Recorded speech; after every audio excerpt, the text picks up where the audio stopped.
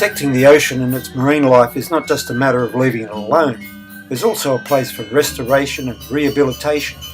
In Bali, fishermen from the north coast village of Les were worried about the reef that sustains their livelihood. They catch fish for the ornamental fish trade and used to use cyanide, which stunned but didn't kill the fish and made it easier to scoop them up. But there was a downside. The cyanide killed the coral and other marine life that made up the reef. Poor quality reef means fewer fish. The fishermen realised their future was under threat and decided to do something about it. First they made a decision as a community to stop cyanide fishing. Then they started action to rehabilitate the reef. They put various structures in the water to encourage coral larvae to build up a new reef. Eventually they established a partnership with the National University of Singapore and began a program of active reef rehabilitation, involving the cultivation of coral on artificial platforms and then transferring it to areas of reef that had been degraded.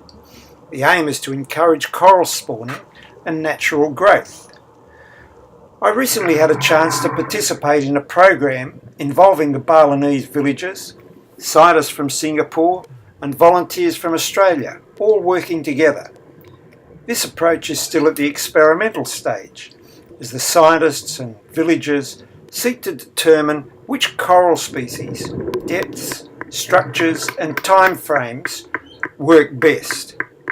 But the early results are encouraging and the reef is recovering. The people of Les have a strong culture.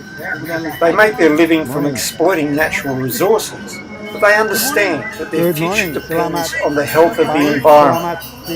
This goes beyond income. Their community, their self-respect, their culture, religion and rituals are tied to the land and the waters in and around which they live. If they can maintain a healthy environment, it's more likely that future generations will continue to enjoy their traditional way of life. And there's probably something for us to learn from this cooperative approach to environmental protection and rehabilitation.